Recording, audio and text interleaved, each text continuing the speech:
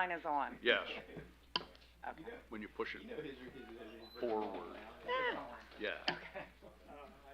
Ones and zeros. That's a 1 and a 0, but that's what that is. I learned something new today. What'd you learn? This is a 1 and a 0. Is that binary? Yes. Oh, okay. She did too. I was wondering if it was over off. It's now binary. Or over on. Good evening.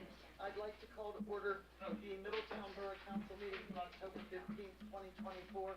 If you would rise and say the pledge and then remain standing for a moment of silence. Pledge allegiance to the flag of the United States of America and to the republic for which it stands, one nation, under God, indivisible, with liberty and justice for all.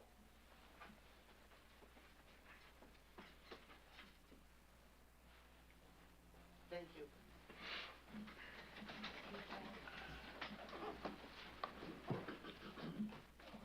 So that is off. Is it? Yeah. Grace? Mr. Pliskevich. Here. Mr. Lister. Here. Ms. Lloyd. Here. Ms. Reed. Here. Ms. Wellenbecker. Ellen? Here. Ms. Miller. Here. Mr. Rangers not here. Now is the time of public comment on agenda items. Seeing none, Potential spam. item number 1. Okay, that's approval of our minutes. Do I have a motion to approve council meeting minutes for the October 1st, 2024 meeting as submitted? So moved. Second. I have a motion and a second. Is there any discussion? All those in favor? Aye. Opposed? Motion passes. Number 2. Do I have a motion to approve the payment of bills as shown on the accounts payable list dated October 10th, 2024 for the period of September 27th, 2024 through October 10th of 2024, and to ratify approval of such bills already paid and to authorize the appropriate officials to take the required actions to make those payments? So moved. Second. I have a motion and a second. Is there any discussion? All those in favor? Aye. Aye. Opposed? Motion carries. Item number 3. We have with us tonight HRG, and I've asked them to come tonight to give us a little briefing on a traffic study that's been conducted for the Lytle Farm housing development in Londonderry Township. And we have with us tonight Eric Stump. Eric, maybe you could come up and speak to council a little bit about what we've run into with the stacking based on the traffic study there at Main and Vine Street and how it relates to the entrance to the giant food store. Yeah, maybe to refresh everybody's recollection, this is kind of a follow-on to the same thing. Remember that left turn only out of Giant request? It's the same developer, same study. Oh. Yes, this is for a development in Londonderry Township. Lytle Farms is the south side of 230, just outside the borough. So they're not bound by the borough's saldo. We're really involved because PennDOT brought us in as part of their review of the traffic study, because they are, of course, adding traffic into the borough. So we're a little bit at PennDOT's mercy with the review of the study, in that we can make comments, but we don't have any jurisdiction to make sure they're addressed. We're deferring to PennDOT to make sure they are. So put that kind of caveat out there. But what the traffic study showed is that there would be some degradation in the borough, and they looked at 3 intersections in the borough, the 2 signals along Main Street, and Vine, Main Street and Union, and then also Main Street and the Giant driveway. That's an unsignalized intersection. They are recommending timing changes at Main and Vine. They're recommending some restriping along Union Street to extend a left turn lane. But the real impact, they still have impact that they're not able to mitigate. Really, that there's, and in order to mitigate it, you either need to widen in the borough, which doesn't make sense, or restrict additional parking, which I don't think we want to do.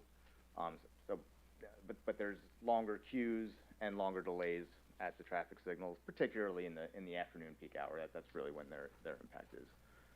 So no, it's not all day long necessarily, but it's concentrated in that afternoon peak hour.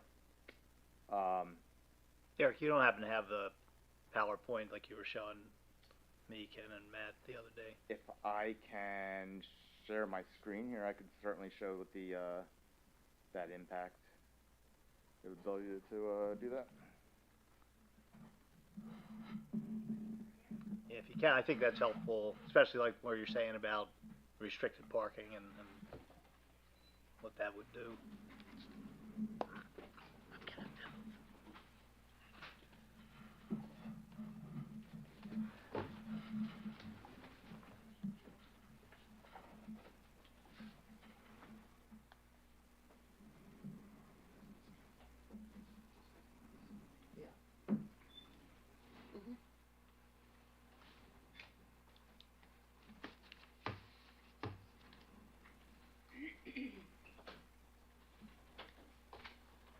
This is the turn lane that they are looking to extend along Vine Street. It's coming southbound along Vine Street, turn left onto Main Street towards their development. Right now that turn lane comes back to right where my mouse is. You can see that. They're extending it back basically to High Street, so relatively minor improvement that they're making there, just restriping that approach of Vine Street, and then again they're retiming that signal. We did ask that they.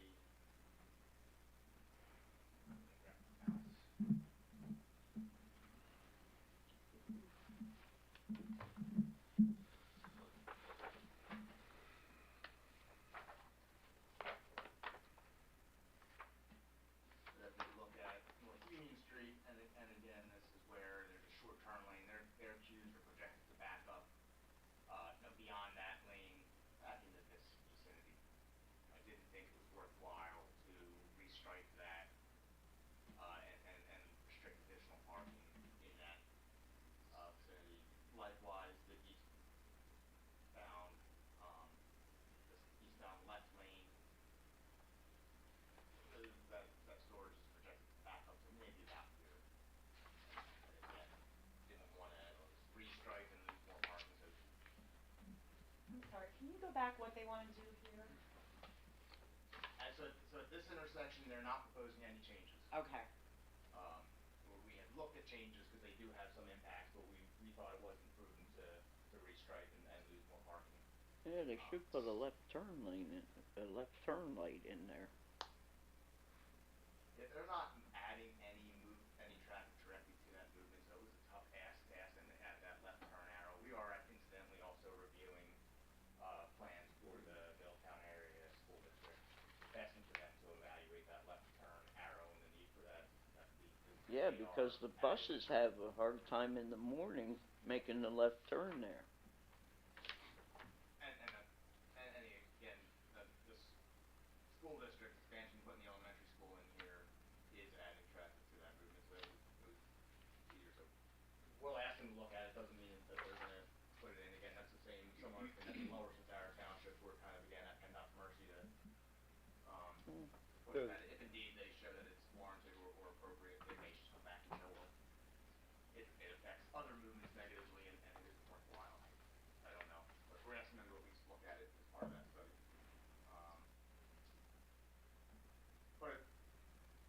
So that was Main and Union, where again, they're not recommending to do anything, in the way of improvements. Main and Vine, they are recommending, again, the extension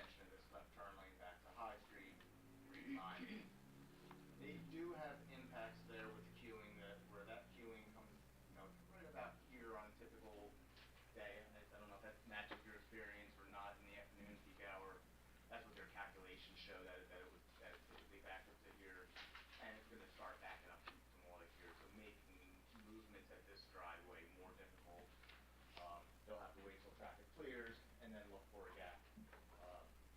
They're also showing that at this giant driveway, it's gonna take significantly longer to exit the driveway after their development goes in and they're adding the traffic along Main Street and as well as in and out of the driveway.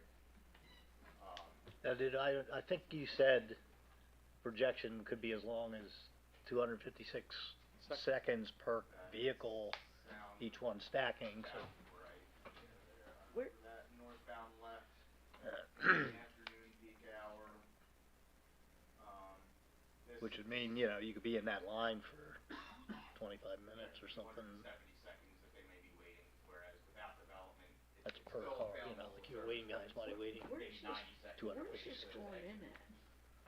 And again, that may be even worse if the traffic is back in front of the driveway Yeah, and you're talking, further you're prohibited. 4 cars deep, you're,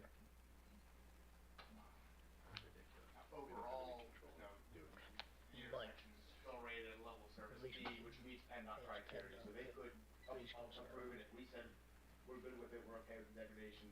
PennDOT, in my opinion, would say, okay, we're good with it too. If we're not, PennDOT would look at, you know, is there reasonable mitigation, is there something that can be done? That's really, we wanted to, yeah, and so when it came to you last, that's where the developer was trying to appease PennDOT by getting this council to restrict nobody can make a left turn out of Giant, then that developer of the 800 homes, you know, says there's no problem there and they're not required to do anything. And that's why, you know, then, Ken had the traffic engineers and I was on it, try to explain what was going on there. the applicant essentially said, look, there's gonna be a long delay making that left, we can't really do anything about it, it's too close to the Vine Street signal to signalize it. The only other thing you can really do is restrict the left turn coming out. The developer doesn't have the ability to do that because he doesn't, you know, obviously doesn't control that property, would be at the mercy of that property owner to do so, so he had asked the borough to consider talking to the property owner, to restrict that left. I think that's what was discussed last month, and there was not an appetite to do that necessarily. The other alternative that we came up with and again, this would be at the developer's expense if they're even willing to do this, but we didn't wanna ask them to consider it until we were certain that borough would be, supportive of it. It is potentially have a restriction at this driveway, whether that be a peak hour or full-time restriction on the left, and force traffic to come down to Adelia Street and maybe signalize Adelia Street. That's further from Vine Street, there would obviously be another signal to maintain, another signal along the corridor. PennDOT, it still doesn't fully meet PennDOT's requirements for signal spacing, but it's feasible or it's possible that they'd be agreeable to it. Yeah, I think you said they normally want 1,000 feet, Yeah. and that would be like 900 and some feet. Yeah. So they might, so really the question here is a couple things. One is, obviously the developer isn't gonna agree to anything. It's, you know, does this council wanna voice concerns to PennDOT? And PennDOT may say, we are willing to require these things of the developer. If not, and there's a problem 5 years from now, or, you know, at some point after the ship sails, then, you know, probably the borough is gonna have to pay for traffic lights or whatever, you know, Oh, and try to get out of the context of this development, try to get PennDOT to allow it, potentially with the borough paying for it. oh, we're not paying for it. So, you know, before HRG puts in comments, the thought was, you know, find out, does council want to look at that possibility of saying, we do have a concern with our residents getting stacked up in Giant, and we would be open to signalizing Adelia Street at somebody else's cost. Did you say 256 seconds Yeah. per car? 270. Or 270. 270. Great. Yeah, I definitely would want to voice concerns regarding that. If you're Right. 5 cars back, you're going to sit at Giant for 20 minutes? Should. That's including The how peak long time. you wait to get up to the front. So from the time you get into line. Yeah, to the but time you that's make the turn, ridiculous. yeah. In a small working town, nobody's gonna sit there for 20 minutes just to get out of their supermarket parking lot. It's 90. This is not Center City, Philly. Yeah, with the other development in the area, but without this development, it's projected to be 90 seconds. I think right now, Yeah, so you do also have all that other development happening and all the trucks that'll be hitting the road. right now it's a level of service E, which is roughly But now's a 50 critical time, I think, to, 50, 50. yep, under if, 55. you know, if we wanna try to push for something, now's the Oh, I think you have. big time to do it. Well, Can you imagine telling a resident they're gonna wait 25 minutes to exit the giant parking lot to get home after getting a gallon of milk? That's Well, ridiculous. Well, yeah, When- that's it's about 5 minutes. Yeah, it's When- 5 minutes. if I got it, 270 seconds. Per car. right, Yeah, So if you get stacked up, you If could you, be. if you come out of the supermarket and 5 people are leaving at the same time as you and you're 5 cars back, and that's the average time per car, Yeah, I think But that take really is into hitting the account gap. You may not be the first one in line when you get there, that you may already be 2 or 3, 4, 5 cars back. So by the time you get up there and make your turn, so it's not once you're at the stop sign waiting that you're waiting that 4.5 Oh, minutes. okay. No, that's the total call, the average of every car that comes through there. Some will be more, some will be less. some will be Still, more, you might some be will be quicker, 15 but- minutes or 10 minutes. Well, So now you're sitting on an average of 50 seconds when it's peak time. Correct. Right now, it's Sit about close 50 to seconds. 4.5 minutes during peak time. Making Yeah. it considerably worse. And the thought is, well, they may come out to a deal anyway, because they may see 4 cars sitting there. Yeah, but right now, there's no light there, so it's no Right, different. Right. It's still difficult to make the turn, but maybe there won't be cars waiting, or you can kind of loop around a little bit and get out to a light, but it's not convenient, there's not a direct way to get to a light. I have another question for you. If we voice concerns to PennDOT and PennDOT would agree with our concerns, and let's say the idea was for Adelia to be signalized, they require him to cover that. That is the standard galvanized poles for traffic light. Yeah, that would be the PennDOT. Okay, so if that's the case, and that's what PennDOT requires of the developer, can Middletown say, well, if a traffic light's going in there and he has to pay X for the galvanized poles, Middletown would subsidize the difference between the galvanized and the historic pole? I don't know that off the top of my head. I don't know if you know that, Eric. I assume they would, but I don't. Does the borough have an ordinance for the, No. for the decorative poles? mm-mm. No, but he's actually suggesting the borough that the paying pick up for the it, difference, right? not They- pushing the developer. Yep. That's right. It's the same exact concern I brought up about the pool intersection. That if Woodland Hills development gets to be to the point where a signal is required in the future at that intersection, and he has to pay for a galvanized signal, which is standard, can the borough say, okay, that's fine, but we would prefer to have the decorative poles, we'll pay the difference between the galvanized and the decorative? That's my question. We can look, I would assume so, but we'll have to look, but as long as those decorative poles meet PennDOT minimum specs, and I presume they would, then, Yeah, you know, my only hesitation there is that they usually take a little bit longer to order or fabricate. maybe That which doesn't may matter. cause a delay for the project, and that may be, more than a monetary, change in the price of the poles. That's my only hesitation to say, yeah, they'd be agreeable to that. Ultimately, you're asking the developer to do that with the understanding they'd be reimbursed the price difference. And normally I see things like that, it would be. would that hold up? I assume though, for them to get the HOP, I mean, they're gonna have a long lead of all the other developments, 800 some units over And if we, Pretty if challenged we ask topo. for this, they would have to do more studies, they'd have to see if the traffic signal is even warranted there, would they need to restrict turns at the existing giant driveway in order to force traffic over there to help? Yeah, I farm? mean, we won't have ultimate control over And- whether and then the PennDOT timing even of the signal is a little bit up. Yeah, but that- requires it. yeah, But if that's- we don't raise an objection No, I think we It's should gonna raise an happen objection, but my question is if, without it.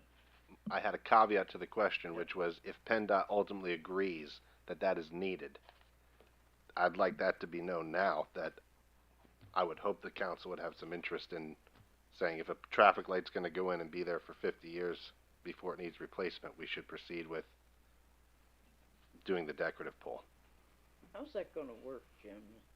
Are you still gonna make people go out for or Adelia Street or? So I think we were simplistically looking at it as you would make it no left turn out of the front, at least during peak hours, at least from this hour to this hour, if not all the time, and then that will drive people that know.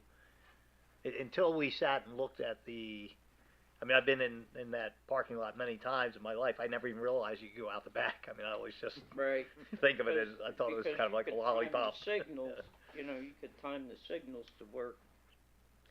Yeah, I'm sure they would, PennDOT would, sequence all that stuff. But, Yeah. I mean, like I said, right now, Ken and I thought we ought to raise the issue because it was heading toward, this just goes through with PennDOT assuming we don't have any objections, and if we do have objections, again, PennDOT may look at it and say, we're not putting another light there, and, they have the ordinance say it's a PennDOT Route 230, so. Yeah, like Eric said, we can't force this to happen, but if we say we have concerns and we put them in our comments, PennDOT may take some action. We Yeah. don't know. They may not. I just want to direct them to investigate further if the borough was in favor of this even in concept. It sounds like you probably are, so we can make a comment, have them dig into it a little bit more, run it by PennDOT. And again, PennDOT may say no. They may find that a signal is still not warranted, even if you, combine the volumes. Don't know those answers yet, but didn't want to go further. Usually Not they're made sure. through the engineer, but we can put in Yeah, whatever they're we a want. fickle but group, we can- that's for sure. In fact, just for the record,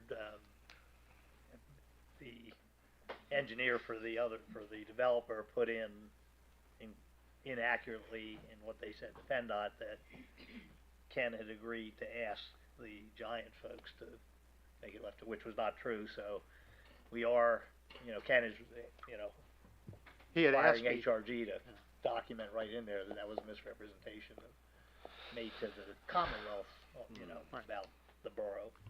Yeah. he had asked me to approach them. I said I would not. I would have let council know about it and see what they thought about the idea before moving forward. Who is this, 8-0 or 8-5 that you're gonna be dealing with? District 8. District Is that what 8? you're- yeah, asking? Yeah, Okay. it's, Nate Pepitone is the owner of the development company. Right. The, person that's, kind of driving everything. So you'd be dealing with traffic in 8-0 then, with this? Correct. Okay. Yeah. So Eric the developer, primarily would be the dealing developer with was District hoping that somebody would approach the Giant to get that changed so that we would take our negative comments out of our response to the traffic impact study. Yeah, and even if we But- didn't have them in, then they would have been able to affirmatively say to PennDOT, there's less count going to the left, I mean, they would have been kind of in an artificial position to say, I think we just gotta say whatever our the concern warrants are is, even lower. let the chips fall where they may. And the process is that the developer then would approach the property owner, the Giant shopping center owner, to talk about any modifications that may need to be done to driveway or turn restrictions or whatever, if we determine what that path forward would be with the signal.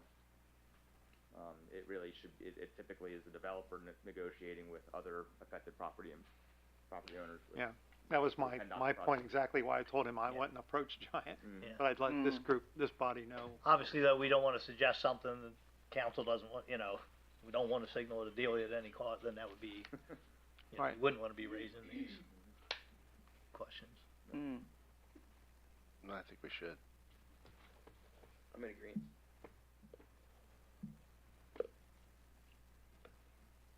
Any other comments? Is that a consent? I don't know that we need a motion or anything, No, but really no, we just just- want, but, I think, Eric, the general sense is let them know we're concerned about that stacking and being able to get out there and. Yeah,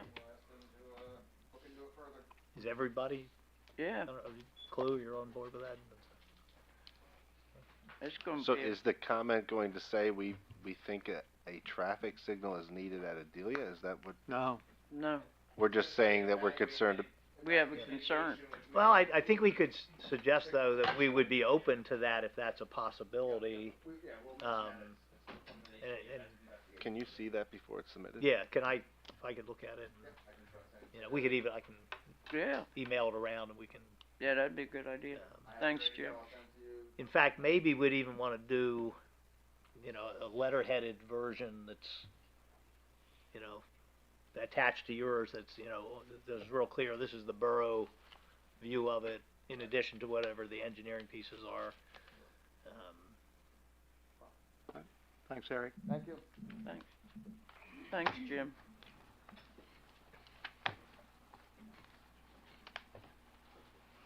Item number 4. Okay, that's our proposed 2025 budget. Do I have a motion to adopt the proposed general fund budget with an expense total of $8,410,588.98 and the proposed electric fund budget with an expense amount of $9,498,510.18? So moved. Second. I have a motion and a second. Is there any discussion? Seeing none, Grace, can you call the roll? Yes. Yes. Yes. Yes. Yes. Yes. Motion passes 6-0. Item number 5. No, right. Okay, agenda item number 5. Do I have a motion to adopt resolution 2024-22 approving the 2025 real estate tax rate to remain at 11.161 mils effective January 1st, 2025? So moved. Second. I have a motion and a second. Is there any discussion? Seeing, I'm sorry, Jen. oh, go ahead. I just want to note that the budget must be accompanied by this resolution. As you'll see, my name listed there. I'm not sure how I feel about this just yet. So once the council passes it tonight, there's a 10-day period during which I can consider it for veto purposes. So I'm just letting you know that. Yeah, so I brought the statute with me. Let me kind of go through the two, just so we're double checking all the times. If council presents the mayor with the annual tax ordinance or resolution, and if you remember, they amended the law a couple of years ago, if you're not raising it, then you do it by resolution without an advertised ordinance. Under section 1310.1 relating to tax ordinance or resolution, the mayor shall, within 10 days of receiving the tax ordinance or resolution, approve or return the tax ordinance or resolution to the borough secretary with a statement setting forth the mayor's objections. And that's slightly different timing than for a regular ordinance, so I'm just noting that part. Then the next paragraph says, council shall reconsider the tax ordinance or resolution at any scheduled meeting held not later than 10 days after the mayor has returned the tax ordinance or resolution to the secretary with the mayor's objections. The mayor's objections shall be entered upon the minutes of the meeting. That makes sense to everybody in terms of the timing. And So can he voice his objections now, or? so I would say he'd actually have to put it in writing. He could, and it's a little different than a regular ordinance actually, where that actually has to be returned at the next meeting. That's at least, not less than, at least 10 days after, but in this situation, I'd say yes, if he wanted to, he could sign his objections on there and return it at this meeting, under the Pennsylvania Borough Code. And then if there were to override the veto, there must be the majority of all elected council members, not council members in the meeting, plus 1. So for us, it would be 5. We need 5 votes to override a mayoral veto.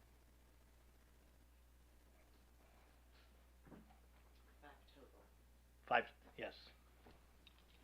I actually have a question about your whole 10-day thing. So if, let's say he vetoes in 3 days, then we have no more than 13 days. So within, from 13 days from, 10 days. 10 days from the third day, which would, so 13. So if we No, don't have a 10 days meeting, from whenever he he would- vetoes, right. vetoes it. Yeah, I meant 3 days. Mm. So if we don't have a meeting between then, well, we wouldn't have a meeting regardless. We don't have a meeting in, It's called special. Yeah, but You have to advertise a special meeting. Now, I would say if you went past the 10, or you had a meeting and you didn't have enough to override it, you'd have to start over with another resolution. It could say the same thing, but it'd be a new resolution, subject to another veto, even if you had more, the majority plus one vote for that, past the 10 days, you're back into the same thing again. Which is different if within the 10 days you have 5 votes, there is no, that's the end of it, it's passed, there's no further veto or. Alright, I probably went too deep. Yeah, you're in yep, the I got weeds no now. idea what you just said. For now, just think he's got 10 days from Today. whenever if you personally hand him the resolution tonight, you pass it and say, here it is, he's got 10 days from now.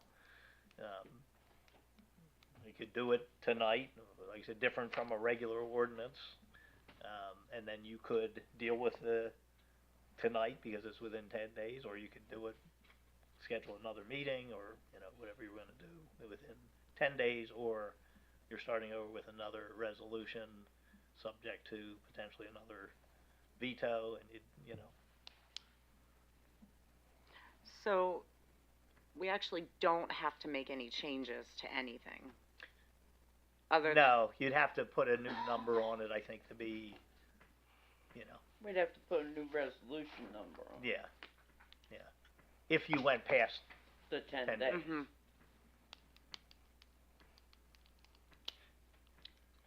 I guess that's clear as mud now that I've. No, you're in the weeds still. I got you. Any other discussion? Are you gonna do it tonight or not? No. Okay, seeing no other discussion, Grace, can I get a roll call? Mr. Pliskevich? Yes. Mr. Lister? Yes. Ms. Lloyd? yes. Ms. Reed? Yes. Ms. Willenbecker? Yes. Ms. Miller? Yes. Motion passes 6-0. Item number 6. Okay, that's my report. If you'll see there, item number 1 on my report, Woodland Hills is asking for a reduction of their letter of credit for phases 4, 5, and 7 of their development project. Our engineer has reviewed this request and is recommending the letter of credit be reduced to a balance of $673,998. If no one is in objection to that, I will place that on our agenda for our business meeting next month. Sounds good. It's there, number 2, there's a special request application in your packet that was received from the Historical Society for the Frosty 5K Run Walk, requesting to use Hopper Park on December 7th at 7 a.m. and to approximately 11 a.m. or until the last runner crosses the finish line. If nobody objects to that, I'll put that on the agenda as well. Sounds good. Item 3 that I have there is for a handicap parking space at 113 North Fisher Avenue. The owner has indicated their agreement to have a handicap parking space for their tenant, and the codes is recommending approval of this request, and we'll put that on the agenda as well for the business meeting. Excuse me, Ken, can I ask a dumb question? We're looking at something. Sure. Who is the current council secretary? Grace signs it. Grace is the borough. Okay. Oh, Pat took over. Thought That's that- what I was wondering. Okay, I Pat's the thought- council. So that's not labeled correctly. Okay, so,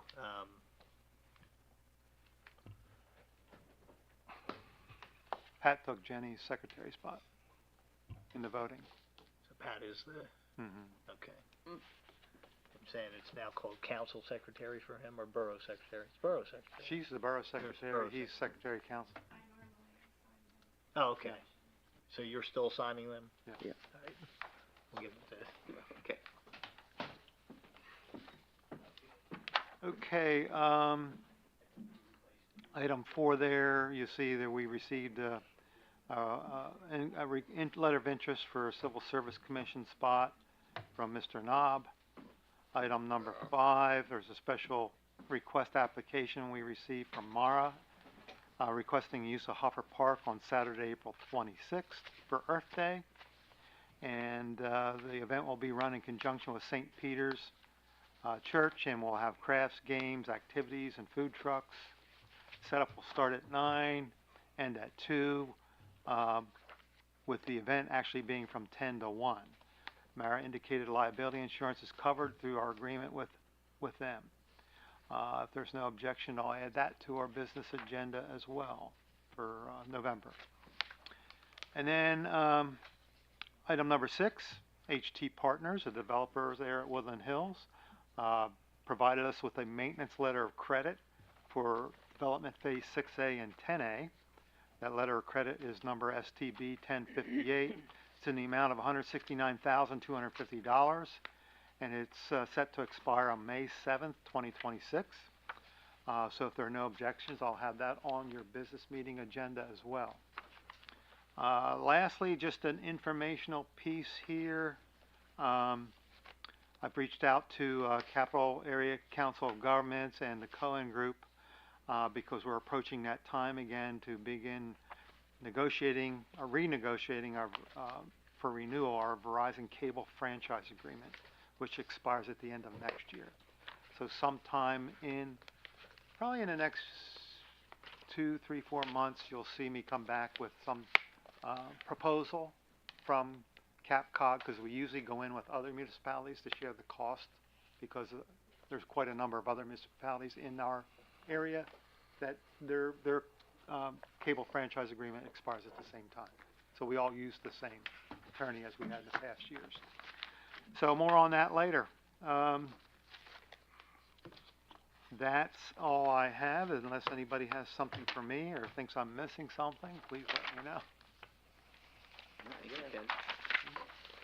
Ken, not yet. Yeah.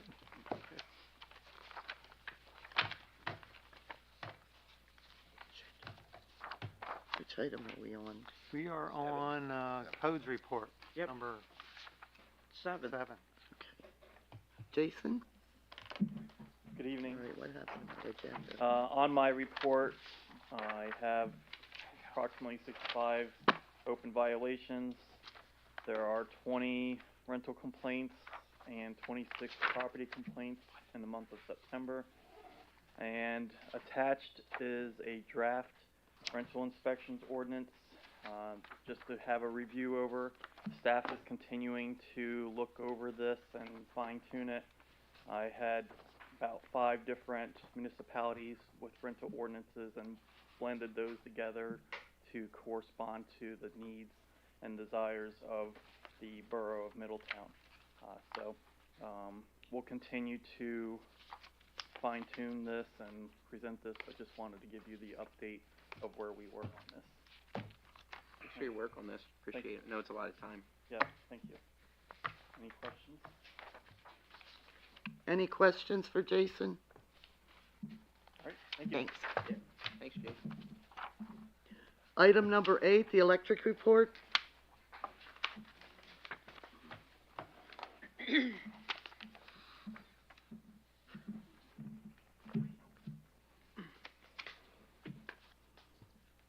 All the points of interest are pretty much the same as our daily routine, except for 16, I included in your packet the GDS evaluation for the potential cost impact of the PJM increases to our pass-throughs. So if anybody has any questions on that, feel free to ask me now, or you can ask me, anytime during the day, or call me up and I could go over that with you.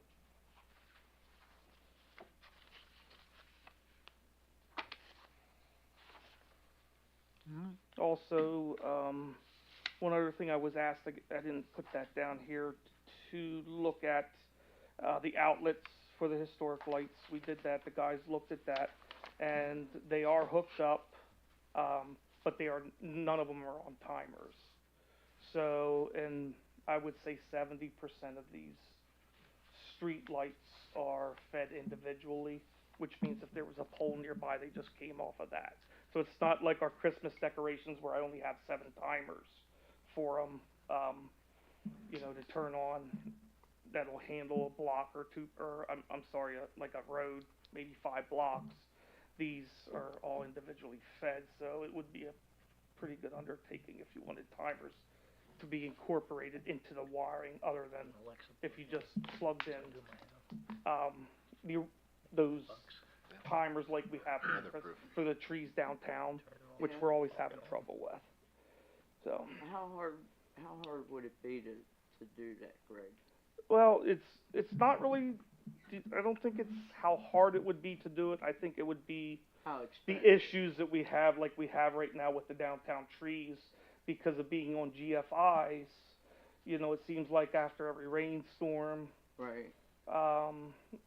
Not just the GFIs tripping, but we're having issues with those type of plug-in timers. You know, not like the timers that we have on our Christmas decorations over the road. But up at the square, there is no outlets on those lights, but there is outlets in the square for those lights that we use. Like we had wrapped those lights, I believe, before, and we just used the outlets that were in the square, made for them lights. So but there's no casting for those lights up there, because they're double-armed lights. We have approximately 80 decorative lights in the borough. Do they all have outlets on them? Not at the square. Not at the square. But all the other ones, I had Rob look at them, and he said yes. Okay. Now, he didn't go to every light and test an outlet. You know, it was just a general go look. But I can tell you that they are heated up. And I think we looked at this before when we initially put that system in, back when I was a lineman, that, you know, the cost for the timers and to make a box up like that, you know, for the amount of we had to do, they just hooked them up solid. Okay. So they're all just wired in permanently. So they're all hardwired in? Correct. Okay. Also, the trees are unlit. Shoals is scheduled, I believe this week they're gonna make it in and trim them up, and we will relight the trees with new LEDs. Hopefully they won't get ripped down, but I think they lasted a couple years down there anyways. But that's all I have for my report. I have a question. Yes. Did you get any answer back on those swags? Not yet. On the cost? Yeah. Yeah, not yet. He was just sending them out to see if they could make sure that they could white snow tip them, because the ones he sent originally when we bought them last year didn't have the snow tip on all the little plastic pieces. So he said he don't think it's a problem, but he did not give me an answer, and I can follow through tomorrow. Okay. For that. Are they the ones to go over the water? The price is the same as, just so you know, he did tell me the price will be the same as what he quoted us, because it was like a 30% discount if we got them within that time period, right after Christmas. So he said he won't charge me anything on, you know, any extra on these, because they did, you know, he said they could make it, and he didn't give me the right shit the first time. Okay. Is that the ones go over the wire? Is that the one that go over the wire? Yeah. Any other questions? Anyone else? What's the progress on the substation? Substation, had 2 weeks of rain. Yeah, I know. And they had nice weather this week, and I didn't see them out. So we have a meeting, an on-site meeting, this Thursday. Okay. So, you know, I have the list of where they should be at this time frame, and I'll get a better sense of, you know, hey, we won't have a problem making that, you know, that stuff up. Yeah, okay. That time up. But they're mainly they got to focus on the foundations, because these transformers come in the week of Thanksgiving, and then the other one's 2 weeks later. Oh, wow. So, We also heard that the contractor was requesting to take spruce down, and you were gonna talk about that on Correct. Thursday. We're gonna see if they can keep it live longer, because we don't wanna have spruce down for a long period of time until, you know, the build's done. So Yeah. Greg's gonna be looking into that too. Makes sense. So, yeah, all that, I'll know better. I'll Okay. know better Thursday. I mean, for them, yeah, sure, it would be nice if you could dig easily and not have to worry, just rip, but if we can get away without doing it, that's what I prefer, to keep that substation energized as long as possible. If not, then it'll be full blown, you know, you gotta get her done now, so. But good question, thank you. I'll keep you informed on that, though. Yeah, that'd be great. Yeah, maybe I'll put, a separate thing on the progress on the reports on. Okay, yeah. Different thing they're doing. Yeah. I'll make a note of that. So, thank you. Thanks. Thanks. Thank you. Item number 9, finance report.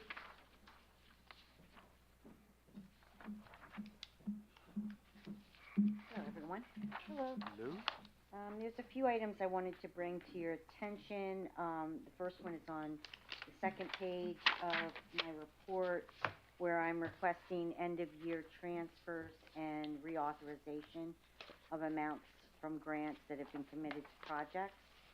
Do you have any questions on, these are typical ones that we do every year. I think the only additional one, we did do it in 2023, however, it was a small amount, was to take revenue dollars from the bond and transfer them over to cover expenses that were incurred in 2024. So that's a large one, $4.5 million, which pretty much takes up the first draw of the bond. The other thing I wanted to bring to your attention is we just had our, we had put $2.5 million in a treasury bond two years ago. That has come to maturity this month, and so what I'd like to do, the interest rates have gone from, I think, 0.5% when we put it in to about, I have 3.53, but the new number that I got was 3.92% interest. So I'd like to roll that over again. This is guaranteed. It's not, doesn't fluctuate with the market. I believe we made approximately in the 2-year time period about $41,000 of interest on the 2.5 million. So bringing it back in, this would just be for 1 year, and then we could reconsider it at that time. Yeah, but we're expecting to make, I think, isn't it over $100,000 on that 1 year? Yeah. Yeah. And that needs a vote tonight? I'd like a vote tonight if we can do it, if it doesn't mess anything up. Yeah, it's No, Okay. I just thought we were just informing Okay, so and we can moving do it forward. November 5th. Okay. I just thought about that. Okay. So I'm requesting that vote be put on November 5th, business meeting. Do we need a vote for that? So, you're, I thought that we were just gonna inform. so it's and coming to move maturity Today. today, oh, okay. But certainly you can ratify it at the next one if you, forward. Yeah, if there's a consensus. if nobody has any, objection, we'll just ratify it there. That way we can get that money rolled right in, Yeah. right away. Okay. I mean, we'll make enough on this bond on the 1 year that, you can decide how you wanna invest that at the end, this time next year, and maybe into one of those sinking funds, or, we have a lot of things we talk about with But it'd be good to have the beautification formality or of a, parks or all that sort of thing. motion on the minutes for the Okay. ratifying it.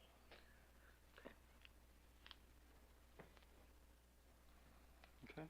So are we gonna do a motion? We're gonna ratify it. We'll put on Okay. agenda to ratify it. Okay. The last thing is, I have a disposition list of boxes of files that can now be shred. It's, past the 7-year point. I have approximately 61 boxes that I can cover in my 2024 budget it will be about $578 to shred those 61 boxes.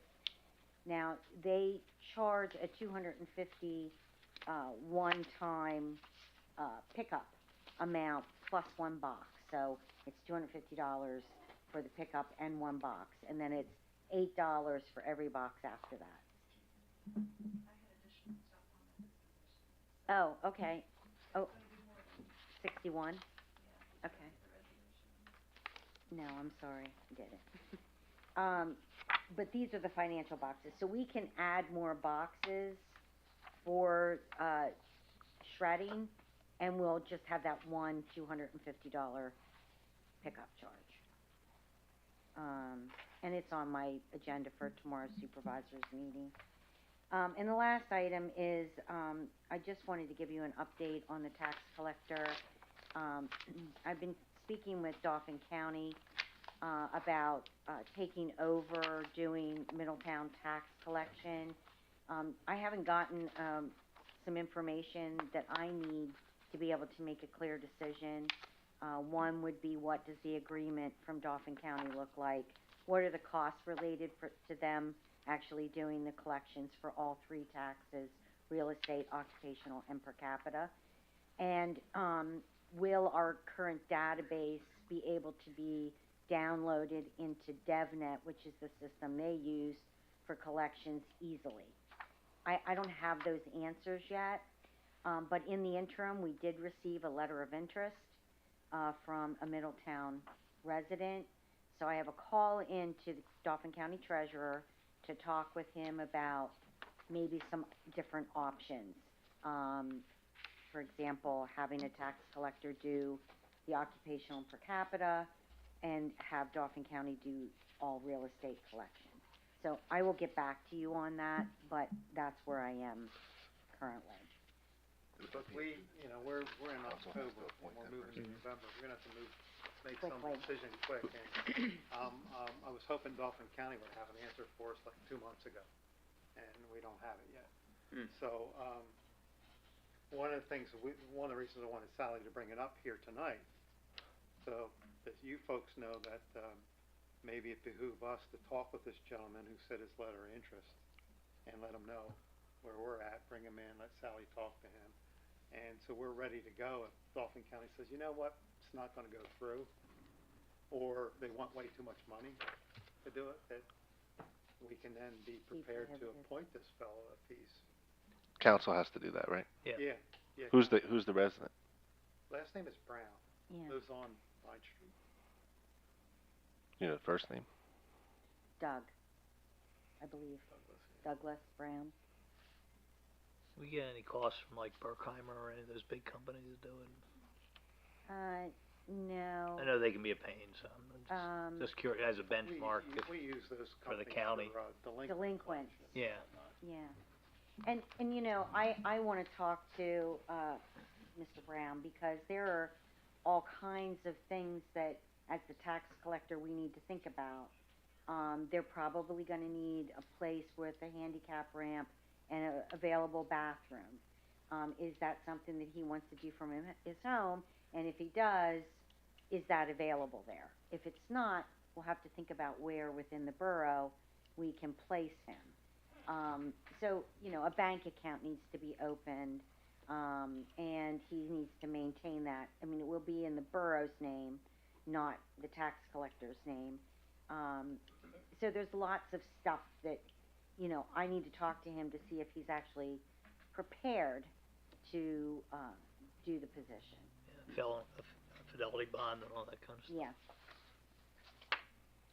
And I have a meeting with Pam to go over all that. Does anybody have any other questions? Can you refresh my memory with this, reauthorization of funds, the Elks funds? Yeah, those are grant funds that were committed, but they have not actually been spent. So, in the Elks funds, we haven't gotten the Diamond Tech or the dirt fill, and we haven't spent all of the budget for the pool master plan. So it's just things that, they've been committed to Elks, but we just haven't gotten to completely fulfill those, plans. And that's the same with the American Rescue. We have American Rescue money associated with, Overdeer Park, MS4, and, informational technology. Those will go probably until 2026. So it's just monies that we haven't spent them because it's part of the plan, how it's spread out. Okay. Thank you. Mhm. Any other questions? Any other questions? Okay, thank you. Thanks. Number 10, the fire department.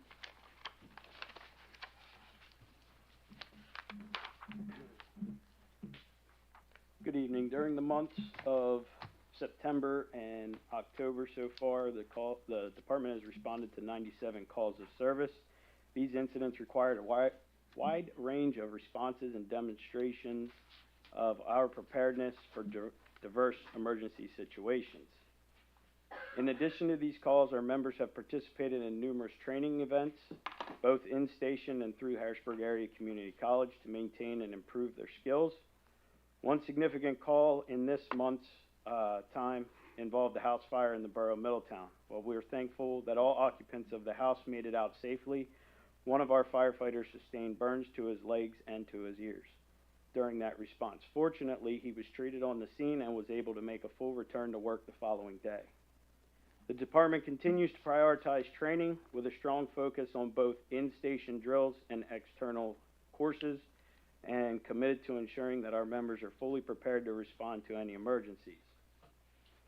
We've also assisted with relief efforts with North Carolina, as they've been inundated with flooding over the past couple weeks. We were a location that you could drop off and help out to get that stuff delivered, I think, tonight.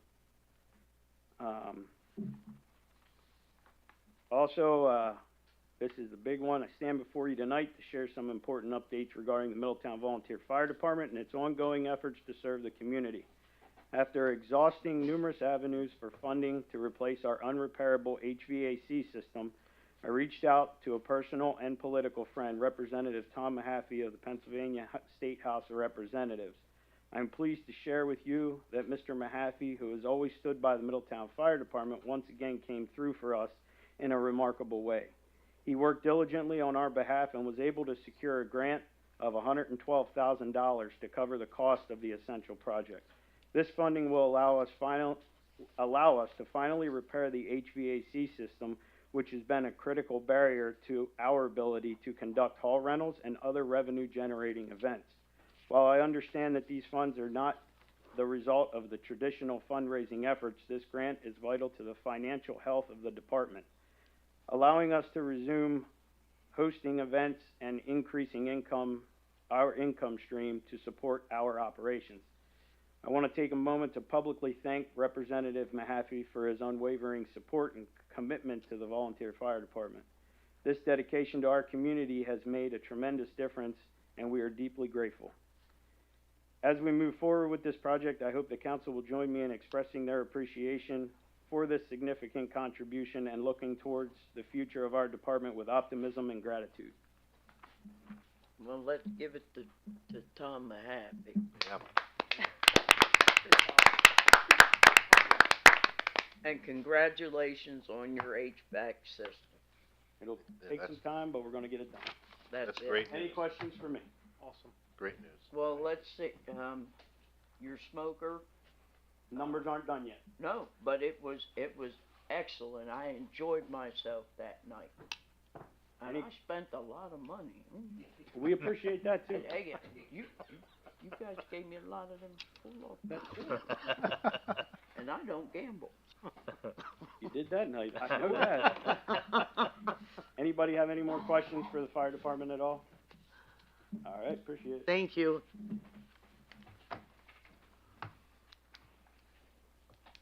Item number 11, highway report.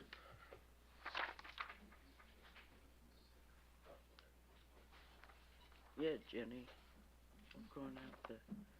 we're going out to, Good evening.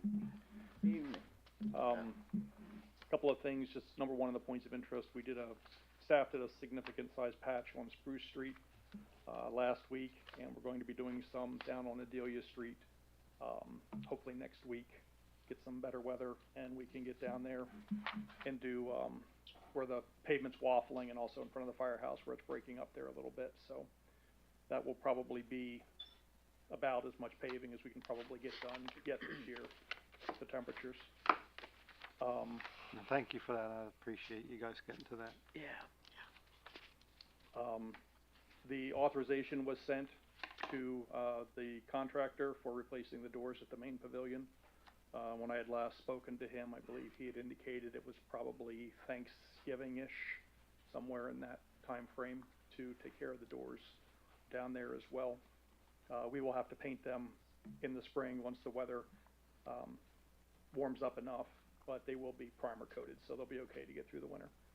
Leaf pickup has begun, so we are working our way through town. It's the second day of leaf pickup, and pavilion at the main, or the chimney at the main pavilion has been repaired for stabilization, so that is crossed off the list there as well.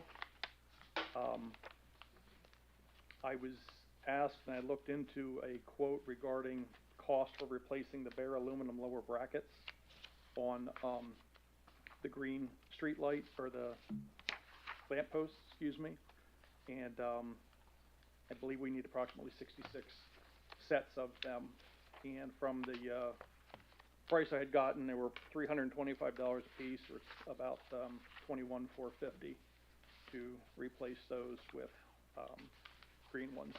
They would still be clamp-on. They're not bolt-on. Most of the poles don't have the bolt-on ability, so these would be clamped on, just like the existing ones are. They would just be green. What was that price again? $21,450. And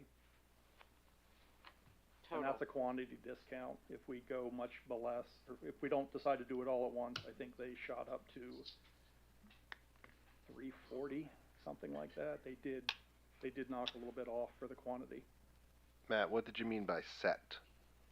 You said 66 sets. It's the bracket, it's the arm, there's like But four one different things that go in. one arm per pole, though. Yes, Okay. yes, and that could be moved, since it's a bolt on, or bracket on, it could go for whatever size banners you want. And is that price for the arm length to match the upper arm? Because I know they come between 12 and 36 inches. So does this price of $325 a piece mimic the length of the upper arm so they match? Yes, it's a 24-inch arm. And I believe that should match the top. I don't think it's a 30, I think it's a 24. I can double check that and verify. I think the banners that are on the poles are 28 inches wide. Okay. I think they're 5 by 28, if I'm not mistaken. Okay, I could be wrong. I'll verify that. They were $325 a piece, for the total was $21,450. Oh, $325 a set, or? For one arm. Yes, for the arm and the bracket. And then the total was what? $21,450. Wait, what? $21,450. That's all of them, that's all 66, or 66 sets. And why is it 66 and not 80 something? Is that because the ones on EMA already have a lower arm? Yes, I believe we have 18 that have the welded on plate already. They came from the factory that way. That's on this extension, right? There's some downtown that have it. We have 18 or so. This wasn't counting anything with all that. This was just to deal with the ones that we have, since those are already up there with 2 arms and everything else. 2 green arms. Yes. Okay. Those are smaller. Right. They're smaller banners. Right. So I will verify and double check the arm length for that. One of our HVAC units here has died. Actually, 2 of them have died. So we're going to be replacing those through funds that were in the budget. They're about 22 years old, so in the 2025 budget, I had planned for a replacement of one. We will probably have to work toward replacing one each of the upcoming years just to make sure that we get them knocked out. There are 9 units that serve this building. On HVAC. Yes. So, that way we can try and keep ahead of it and we don't get caught, like we are now. Just died a little bit too early. I did review a work order program just today and I received pricing on it. I'm asking them to provide me the written, everything that the program contains and their pricing, quote, and I will have that, yet this week. So we are moving forward with that process.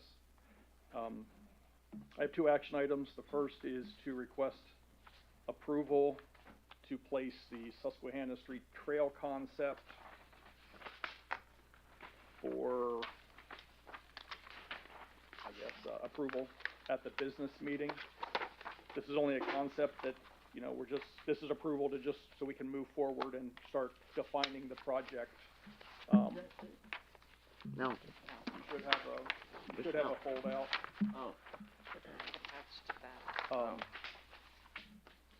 It may not exactly end up like this, but this will allow us to move forward. We have general consensus, and we can actually start designing it with HRG and work on getting this thing ready for grant submission. DCNR will open their grant period late winter, and we'll hopefully submit for a grant if that's the direction we want to go for this. Yeah. Do we have a quote from HRG for design? I don't think he gave me a quote for design. He gave me estimated costs of the project. Right. But I can get one from the new baby dad.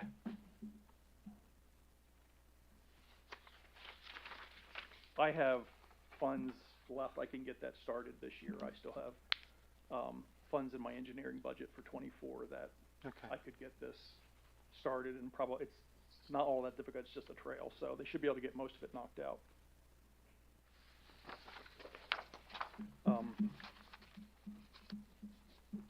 So does anyone have any questions on the proposed layout or concerns, thoughts?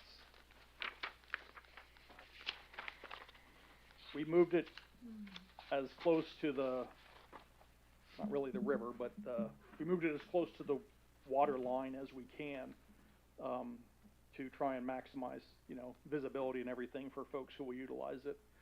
As it's drawn, the very left-hand portion of it, you can see there's some hatched properties there. Those are airport properties. We would have to work with the airport. They've provided me their standard lease document, and it's not anything overly complex, but we would have to take care of that with them, execute that with them. There is a potential at the northern end. At this point, we have it going up behind the properties on South Union Street, and then it would have to come out onto the roadway in the neighborhood of, that's the Union Firehouse there, I believe, the state. Rescue Club. Rescue Club. Yeah. It'll have to come out onto Union Street by the Rescue Club there. We can't get past the adjoining property between there and the bridge. Because of the grade? Yes. Yeah, the bank is very steep, and the way they built the bridge and the house that's there, we'd have to come out, and then if we ultimately look at connecting this to whatever the pool end-up site becomes, then we could just do it with some signage to have people go down the sidewalk to get to that other portion. It would connect it that way. As an alternate, we just put it on that it would come up alongside the property, the southernmost property there on Union Street, just so we would have continuity. We'll have some things to work through with the property owners there, if we, to flesh this whole thing out. But Looks like it goes through the parking lot there of the Rescue Club. yeah. Yeah. We don't know if it's gonna be, have to come out there or come out before it hits the parking lot, but. Because I know that's like you go in and come around the back to get out of there, right?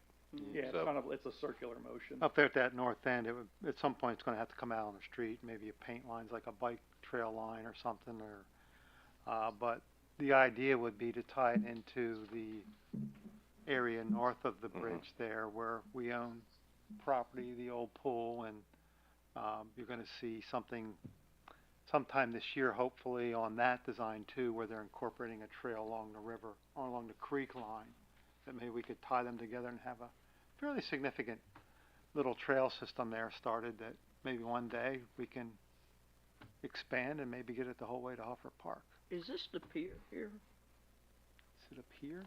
No, There's no pier on there, I don't think. the dark colored line, he put on there a potential Potential bridge, pedestrian bridge out to the peninsula there. Yeah, if we can, we'd like to get out, get people to be able to get out there and fish, actually get Yeah. out on the river. I thought that was the concept that you were gonna put like Yeah. a pier out. Well, it's not a pier into the river, but it's a bridge over that, what they call the battery, or that little line between, Yeah. this marshy back in there. Matt, what's the reason that the path goes up around the parking lot of the boat launch instead of continuing Straight across down. the bottom of the boat launch? We didn't want interference with people who were, doing their boats. I mean, it's probably not gonna be like a major thing. And it also worked out for gradability because the path will have to be ADA accessible. So we need more room because of some of the terrain that's over there. There's a pretty good swale just south of the Fish Commission parking lot that runs along and drains that side, the south side of the parking lot. So Yep. we'd have to do some fiddling around there. So we talked about just bringing it up along and then we don't have to chase that grade and do some kind of structure there to make that work. It's rocky down there. There's a lot of rock. Yes, ma'am. It's like number 4s. Rocks about this big. This Down in it. here where these properties are, Yes. is there any concern with the flooding that happens back there? In these properties? That will come out, probably not for the trail system. My goal would be to try and have an asphalt paved Mhm. trail, just for maintenance and longevity. And is this, I mean, this would be on their property, so we would have to get permission from them? You just get a right away or easement. Yes, there would be things that need to be worked out with all the property owners there. I think there's like 6 property owners or so. One is a church, right? Yes. Yeah, the one just south of the club Next is, to, okay. both of those lots, the empty lot and the church, those are both the same. And you would seek permission for right away before we move forward with anything, or how would that work? No, I would see it working, Angie, that if you like the concept, we move forward, and if we can't get permission from all of them, we just have to get out onto the street Okay. to get it up to. Gotcha. That's kinda how the alternate was put in there. Okay. That's if Plan A doesn't pan out for whatever reasons, then we can at least get them back out to Union Navy. Oh, yeah. Isn't there, there's a couple homes down there. Bunch of bike trails. Right. I'm trying to think what the one home is. And parks. The lady used to work over at the library. Line on the bottom. They kinda put everything on. Nyman, yeah. Yeah, stop. Does their property go all the way back? Like, is that gonna go I think away? so. Oh, I think they're they done. just have it. Yeah. It was a part of Sue a and, much bigger, we're just looking what's at his the, name, Steve? I guess, Nyman? it's not really, I guess it's kinda pinkish Yeah. that way. Oh, yeah, that's the son, yeah. It's mauve, maybe, I'm not sure. So, I would just like to, if council would like to put this on the agenda for the business meeting, we can move forward with the concept, and I can work with HRG to start getting things buttoned up and designed for us. Yeah. If you have any other questions that pop up, feel free to reach out to me, and again, we are only looking at the trail portion that goes through the green areas and up along the Sweater Creek there. The other hatched areas, the purplish and the yellow, that's part of a whole big thing. Right now, we're just looking to work on the trail portion itself. Try and get that done. That's probably one of the easier tasks we can get done. And the second thing was to select colors for the Overdeer play equipment. And we got up here, I thought. Who picked the colors you have listed there, Matt, in number 2? The kind of the parks working group kicked it around a little bit. We don't have a picture of those colors. like a rendering with those colors, is that right? No, I didn't ask them to do renderings until we get a consensus on the colors. Then they can do a rendering so we can see what it would look like. Kind of talked about, one of the things the group, excuse me, had talked about was, keeping it a little bit more subdued, with not some of the bright colors, everything not having a bright color, so it is a little bit more subdued. But as you can see, there's a couple different things that have to be chosen for.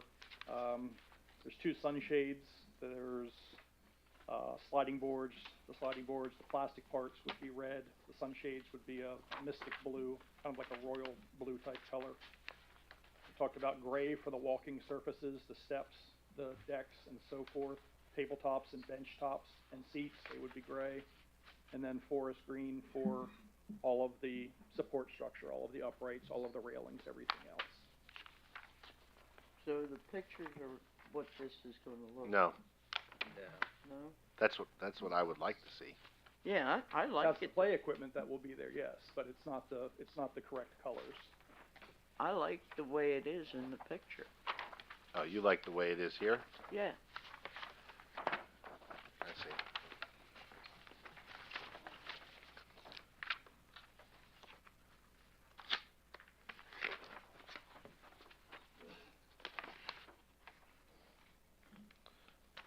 We What's, just, oops, sorry, Matt. go ahead, I'm sorry, Jim, go ahead. No, I was just wondering, what's the, it is the same, or it's not the same. This yellow, red, and tan thing is different than the second one? Am I, It's a little different, yeah. I don't have it. which design are we in? Both of those pieces are going to be put in over deer. Okay, both of these are gonna be there. Yes, the Okay. swing set as well as the multi-use play structure. Yeah, that will be there, and then on the other page, there was a 4-bay swing set. What's Oh, that? no, What's that one then? That is another view of the play structure itself. That's a reverse view. I mean, I can, Oh, it's the same thing from, Yeah. Yep. Oh, So okay. this I would was give you lost. somewhat of an idea where the group looks like they picked red for the plastic parts, the slides. But then these, all metal uprights would be forest green instead of beige. Oh, really? Way I'm reading this. yeah, Right. we're open to anything. We won't have the yellow roof. It'll just be the canopy. Yes, the sunshade takes the place Okay. of the yeah, I like yellow that. roof. I just think it's hard to visualize turning from the front page where it's saying, you know, forest green. I don't even see. Okay, I can ask them to do a rendering. Yeah. Yes,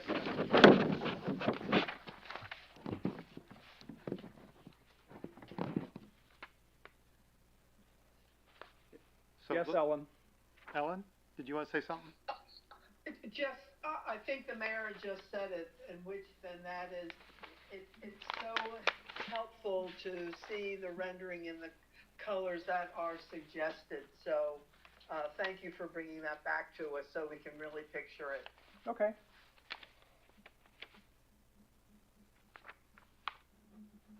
I will do that. I'm not sure, Well, in this rendering, how many things you want to see? Let me ask you this, are some of you thinking like you'd like to see more like bright standout colors for this park or earth I tones? was just thinking, it's hard to picture it based on the color blotches that we choose, that, like paint chips.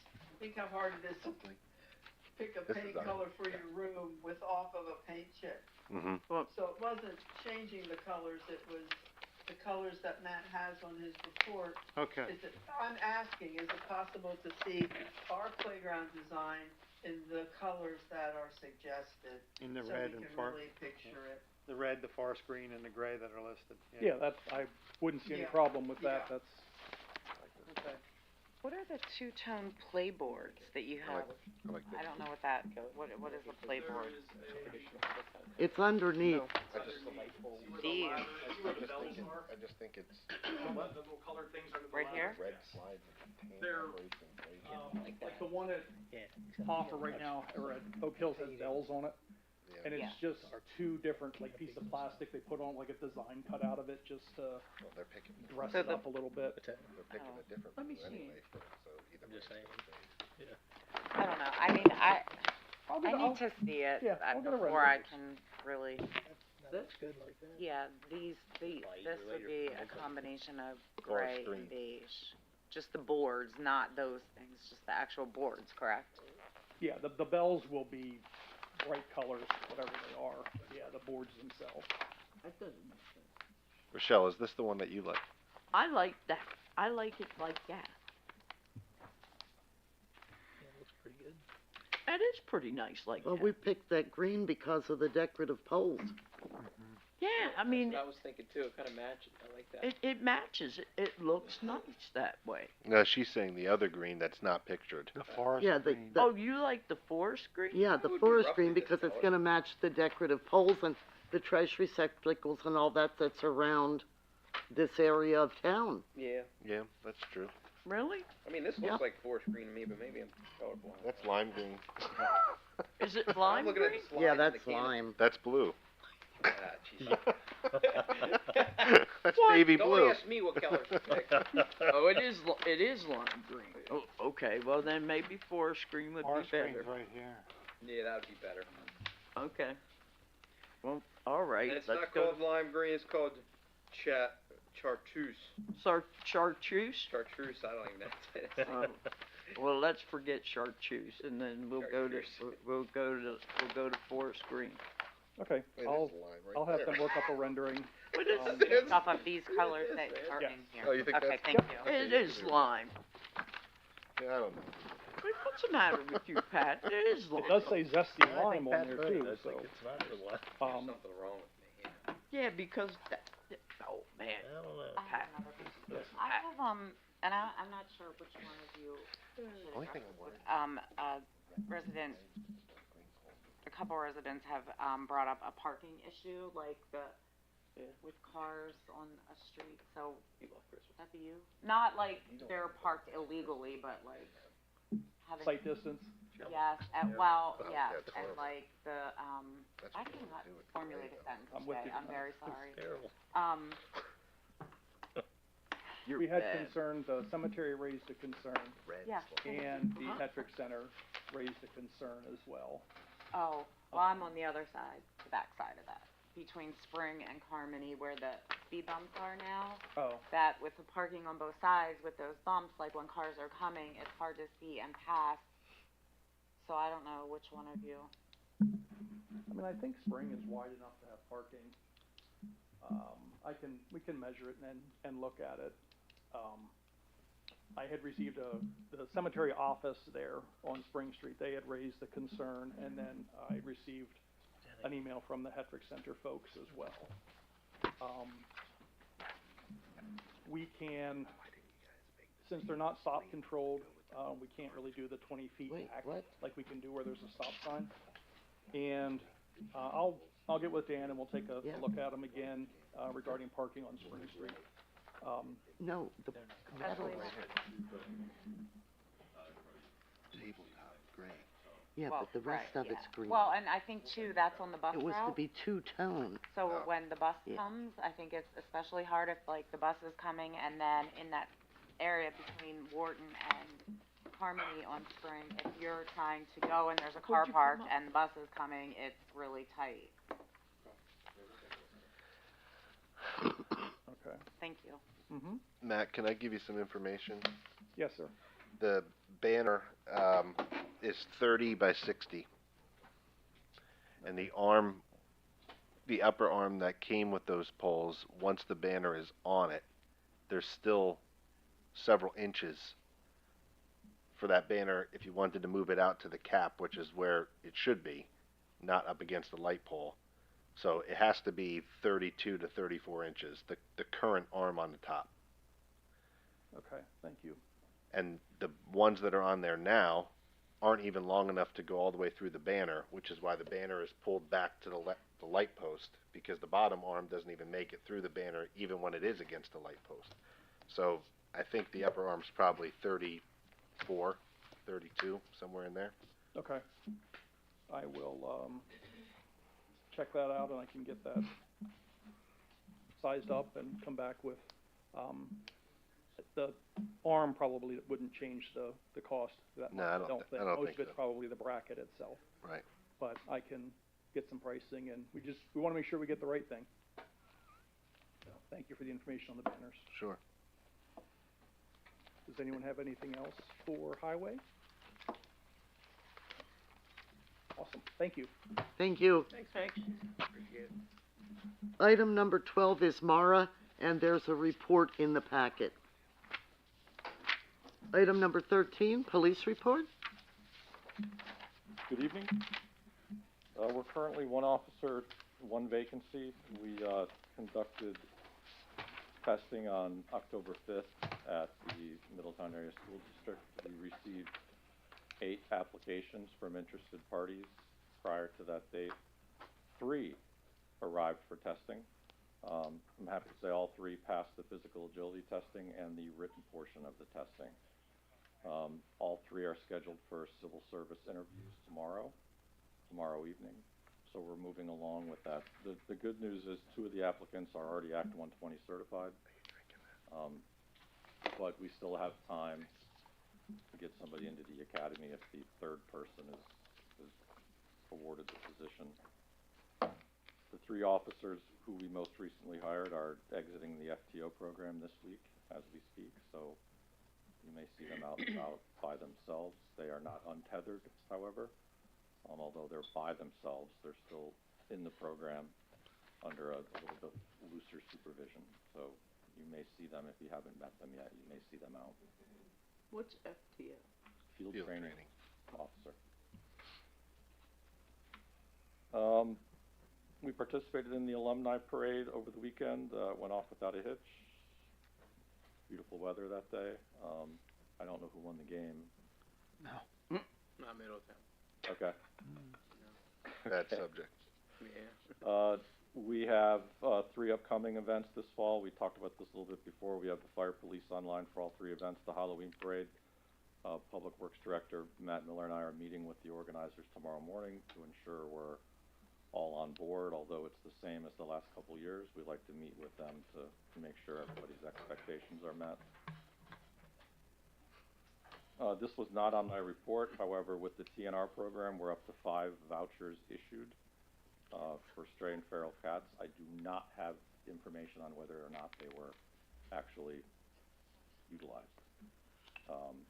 But once we issue them, it's out of our hands. So I don't know if they've actually been neutered in any respect. Also, I talked about this a few meetings ago. We'd received some intel that maybe Carrera was opening back up and attracting crowds again. I'd be happy to report they have not. We have not had any issues there at all. Oh, good. This semester, this fall. So is that place closed down? I think they are. Some nights we see some lights in there, and some nights we see nothing. So I don't know whether it's just owners or limited hours or a subdued crowd. But Do they have a liquor license? they still have one, correct? Yes. I don't know the status of it. That's all I have. Does anybody have any questions? Thank you. Thanks. I see, Madam Chairman, I see our fire marshal is here tonight in attendance. Pat, did you have anything that you wanted to share with council while you're here? We did have a major fire on 2 Street, as you all well know.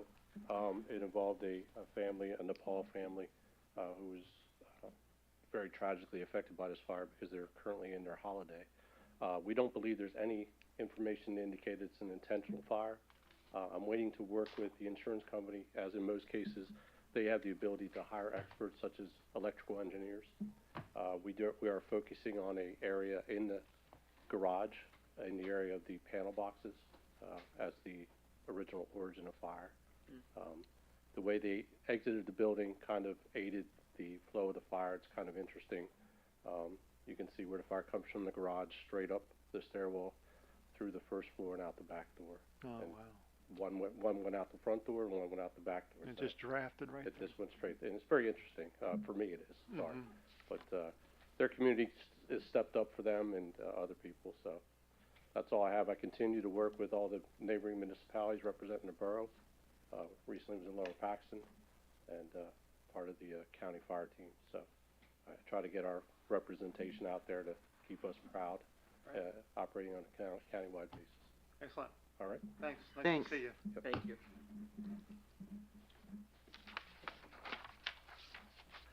Item number 14, joint venture of Veolia. Seeing no one. Number 15, council.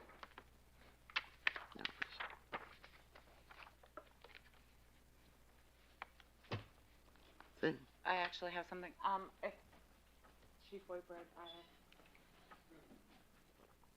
sorry.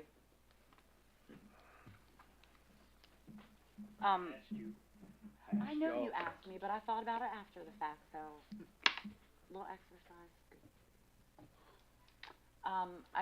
I know you can't really, like, get into specifics, but I know that there was a, pretty, tragic call on Saturday, and I just wanted to, express my gratitude for the people that were on site and, make sure that, you know, everyone's okay and doing what they need to do, 'cause that's not easy. Yeah, I don't know how far, I'm not gonna get into it. If Well, the yeah. director wants to talk. I can share some information on it. Go ahead, I'll let you do it. Well, I'm just more concerned that everyone that was there is getting the, They're getting the help, Yeah. as well as the fire guys, I got them taken care of. Dauphin County Crisis Intervention Team was down, met with all the guys involved, and we're getting that taken care of right Good. now. Yeah, there was what she's talking about was we had a 2-month, infant death over the weekend, which is turning into a criminal investigation. So, I didn't know that, I apologize, I didn't, or I wouldn't have brought it up. it's appearing to be a co-sleeping incident. So, A what? a co-sleeping incident, sleeping with your child, that's what it's appearing to be. It's not anything like an intentional act or anything like that, but it's appearing to be a co-sleeping incident. So, we're currently. And our fire department, attempted resuscitation. That's how they were involved. Yeah. Thank you for that.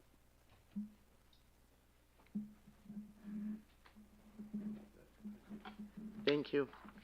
Thank you.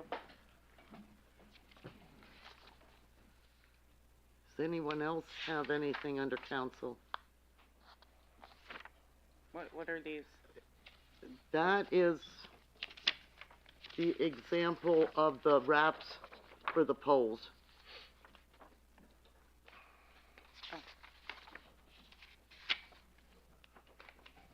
Do we know how many poles there are? 82, some? 84, something like that.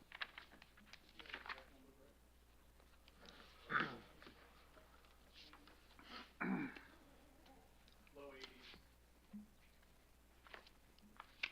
84? Low 80s, yeah. Said.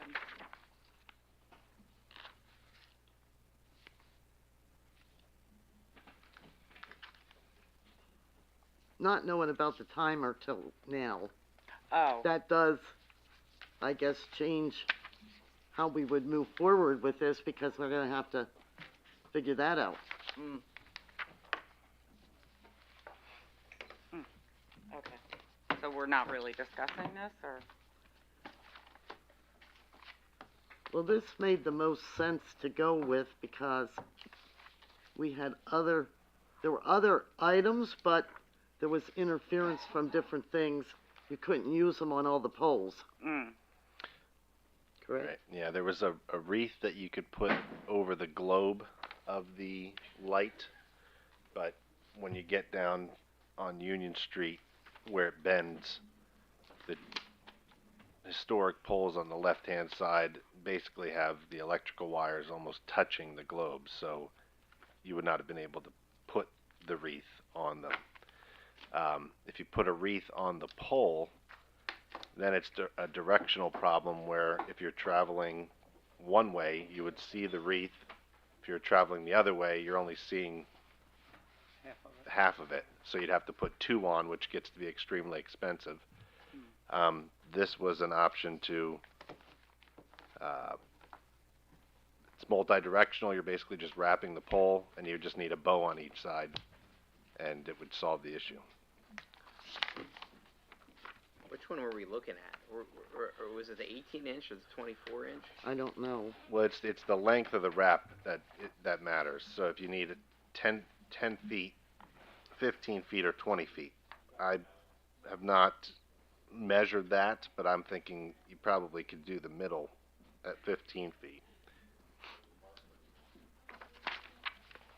Oh, Really what you need to do is get a piece of rope that's 15 feet long, go out and wrap one of the poles and see, does that give you enough length? Is it too much length?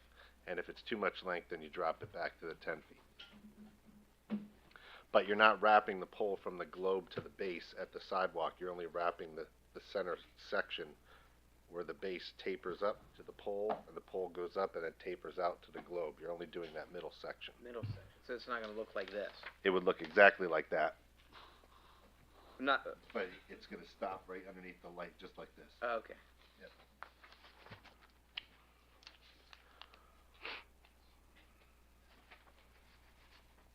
I actually have another question not related to the polls. If, sorry, this is back to the budget, but if we, or the veto, if we have to have a special meeting, does that have to be advertised 24 hours or more? 24 hours.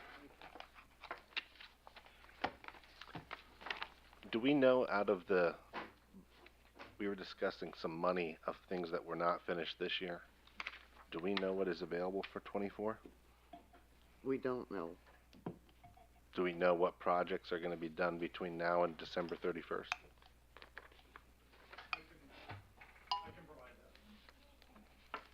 I don't think you can really start to Right. get into this until I you mean, know if there's you want- money available. Can we get one of these to see what it looks like? I'm sure I could, yeah.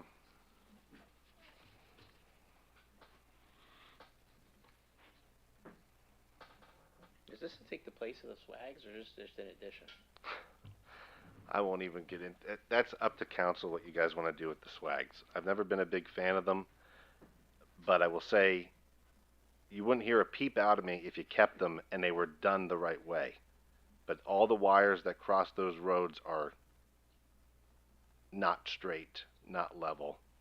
A lot of the swags that you have are broken. If the wires were re-leveled and the swag was long enough that it actually went across the entire road, then I don't think they'd look so bad. But the swag starts in the middle, comes across the wire, and then there's a portion that hangs vertically, and that's in the line of traffic. That's supposed to be at the curb. It's supposed to span your entire street. They're too short, they're crooked, they're broken, and they're expensive. When I talked to Riley's, I asked a general price of swags. He told me $3,000 a piece. Now, he didn't give me that in writing, but that's what he told me on the phone when I called about this stuff. It's actually laughable in my, it's like an inside joke within Middletown when these swags go up and they're crooked. I mean, especially, you could even start thinking of the ones in Town Square that are on such an angle. It's just embarrassing. I do agree with the mayor on this. I know we've been talking about it for a number of years now. I also know we're coming up on leaf season and the holiday season, so I don't know about the timing for this year, but I certainly would like to raise it up and keep it going as a conversation. The kind of problems in the installation of the swags that the mayor just explained are repeated year after year. Residents do like the swags. I understand that there is, a real sentimental feeling about them. We talked about maybe having them at the major intersections where we could control the installation more. But once they're spread out across town, they take all sorts of shapes and forms, which really just don't look as good as we want them to be. Again, I don't know if this moment is when we do it, but I sure would like to visit that once and for all. I will say, just, oh, sorry, go ahead. And Jim, I'm sorry, MPS, it would clean up the look of the town if we then would remove all those wires that only have a once a year function, which is the swags.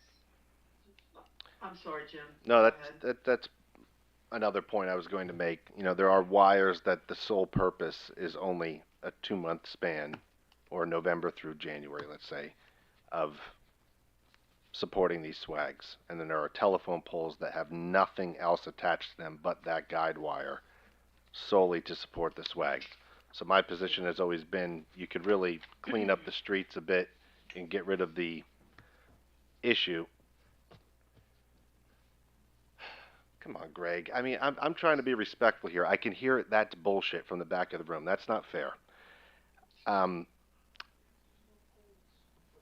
There is. I travel on Union every day. There are poles with only guide wires attached to them for the swags. If you need me, Let's just let council discuss. it's every time this gets brought up, Greg.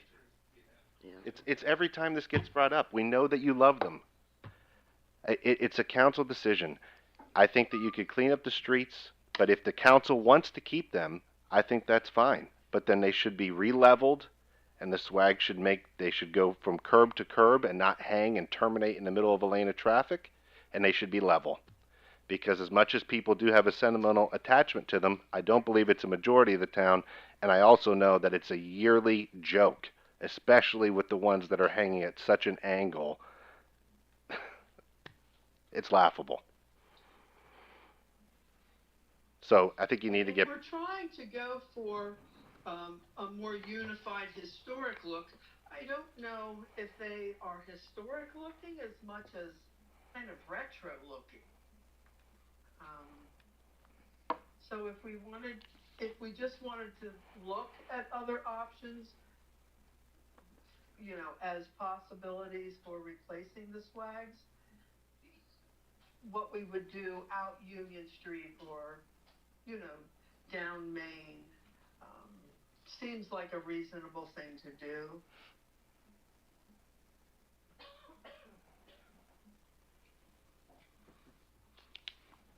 Well, these pole wraps, though, I like them. So, I mean, I don't know what the intent from council is to try to make this happen this year or not, but I would like to see what the extra funds are because, I mean, at least maybe we just do it on some of them, see how it looks. I think it looks really nice.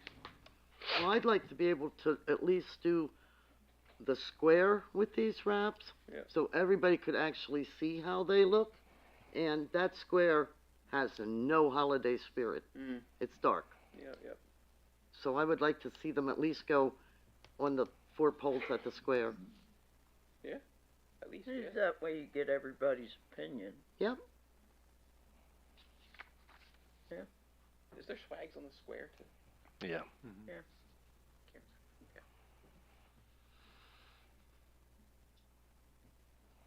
Yeah, when the swag ends, then there's nothing at those pods where those light poles are closer to the pods, so it would brighten up the square for the holidays.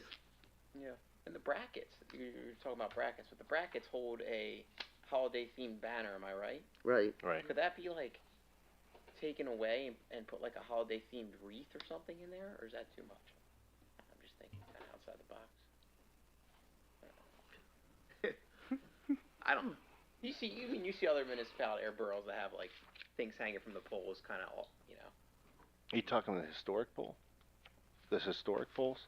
I don't know if historic poles or not. Like, I'm just saying. I like that look, too. Like High Spire? Are you talking about the things that go on, like, telephone poles that are a lit-up thing, like a candle or a snowflake? Yeah. Gotta be on a regular pole, you're saying? Yeah. They're nice, but I said to Jenny, there could be a problem with mounting those on our telephone poles. Because I don't know what height the Hometown Hero banners were at on the telephone poles, but I mean, when you come down Union Street and those poles are on your left-hand side, all of the wires are on the street side of the pole. So now if you wanna mount something there, you could have a ton of wires interfering with this bracket that you have to put there. Yep. But I don't remember what height the Hometown Hero banners were at. I don't even know if those brackets are still on those poles, I don't recall. No, I don't think they are, Jim. I think they're gone.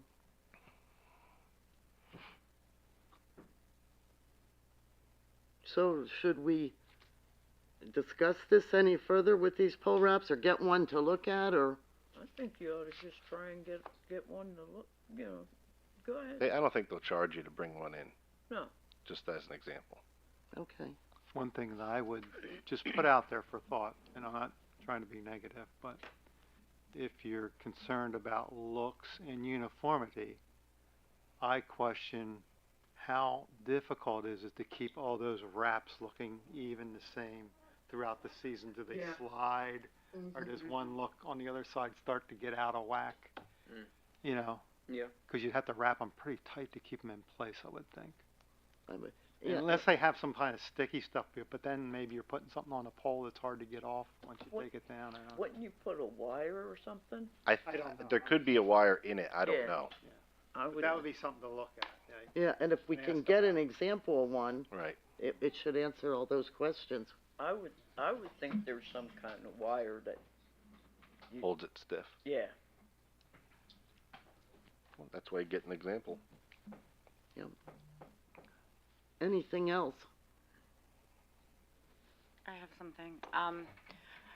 Mayor Curry, I know you said that you wanted to take some time to decide because you were unsure about the budget. So I just wanted to, these are my feelings only, emphasize how crucial I think it is for you to really consider your decision regarding the budget tonight. This balanced budget isn't just another budget. It's a reflection of not only our commitment at this table, but borough staff's commitment to our residents and our community, ensuring that the essential services, including our fire department and our police department, are supported without imposing any new tax increases in a year where many are already feeling the financial squeeze. And we all know what's coming up next year with the water and sewer rates increasing, the electric rates increasing, the trash increasing, not to mention, you know, whatever goods outside of those things will increase. By choosing not to veto the budget, I think that you have an opportunity to show that the needs of our community and our volunteers who dedicate their time to keep us safe come first. But more importantly, I think your support would signal a willingness to work together for the greater good rather than allowing politics and past history to get in the way of what really matters. This body unanimously approved the budget, and I strongly encourage you to stand with us tonight. Let's prioritize our residents and their well-being and the services that they rely on, because I think together we can foster a sense of unity and commitment that would really go a long way to the stability of our town. Well, I certainly appreciate your sentiments, other than any insinuation that my decision, if I were to veto, would be based on politics. It would be merely, I have a difference of opinion on the future in terms of budgeting for the borough. That's fair. It's 8 different personalities on borough council, and sometimes you hold them and sometimes you fold them. I don't know what I want to do with it yet. I don't think it meets certain needs. I don't think it accounts for certain things in the future, to the very point that you're worried about the police department, you're worried about the fire department, and we're worried about things that this borough has put off for decades to try to get done, and that budget doesn't address any of it. So it's not politics, it's merely a difference of opinion. Well, I'm curious though, what things are you referring to that? Well, I'm not going to be put on the spot tonight because by borough code I have 10 days to Okay. figure it out. If I do veto it, you will have a written list of all the reasons for why I do. That would be great. I would appreciate that. Thank you. It's required by law for me to do that. That's even better.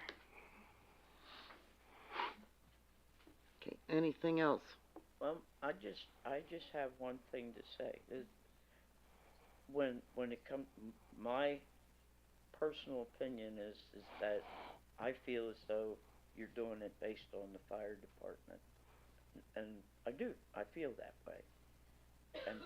But I also you raised the the point that the fire department doesn't do enough fundraising, and they did a huge fundraiser. Michelle, I'm not arguing with you about this tonight. You guys had your opportunity to debate the budget. You passed it. It's my opportunity by law to consider it and determine whether or not I want to veto it. If I do, I do. If I don't, I don't. If I do, you clearly have the votes to override it. So I'm not going to get into an oral argument with you about my opinion on the budget tonight. When it comes to the fire department, I put forth multiple options to better fund them, not about fundraising. I talked to Todd Webb and Kenny Whitebread Jr. after the last meeting that I was at in terms of things that I think the borough has failed to do to help the fire department. So I don't want to hear that it's a shot at the fire department. It's I have a difference of opinion on how I think this borough should be funded moving forward. And I'm not going to engage in an oral argument with you on my opinion.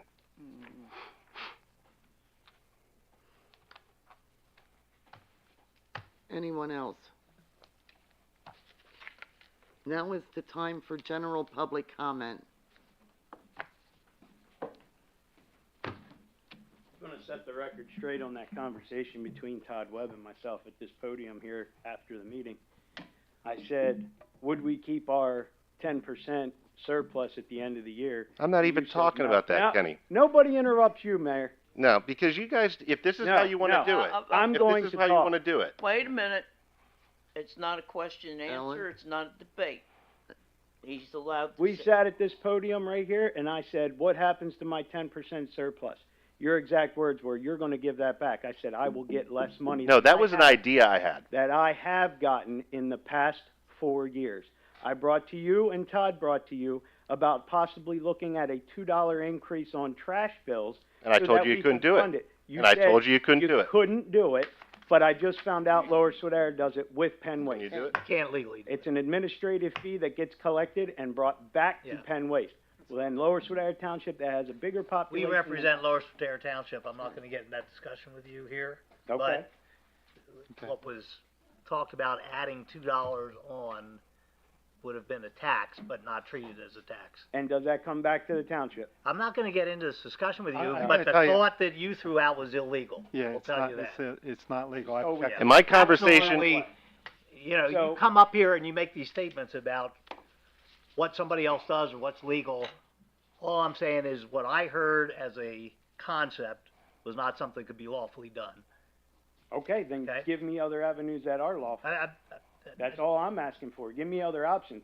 But I'm not gonna settle for less money than what I've been getting the past Yeah, I have 2 nothing years. to do with Also- what you're So getting. that's what I'm Just- going to talk just- about. also my conversation with Todd Webb and you at that podium, I wasn't even talking about that. You- I talked to you, You I most talked definitely to did you right there. about a capital fund that has not been addressed by this And borough. I said, what would happen to my fund that I currently have? You don't have a capital fund. You don't have a capital fund if you need a new roof, if you need a new Your HVAC exact system. words, Mayor, were it would come back to the Jenny, I'm borough done for with this. revitalization. I'm done with this. I'm done.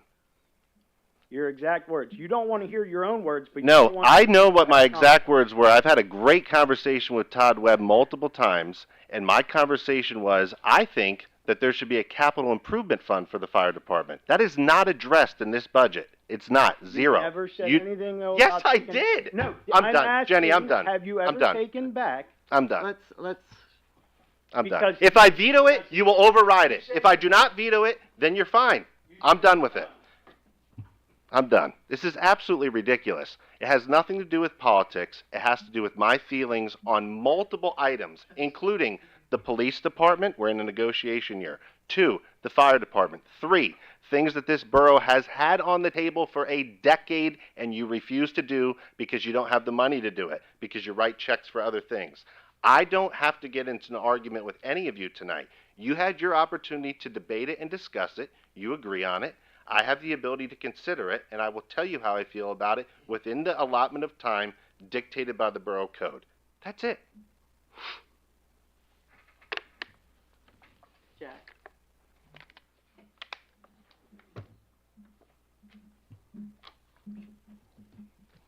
Jack Stowe, Middletown, PA. I passed a business list out last month, and Curry wasn't here. I thought maybe you'd like. Thank you, Jack. thanks, Jack. Do we, we need to vote on that? Counselor Willenbecker would like to attend executive session. Does anybody have an objection? Nope. No. All right. Is there any other public comment? Seeing none, we'll be going to executive session. Do I have a motion to adjourn? So moved. Second. Okay, all those in favor? Aye. Meeting adjourned.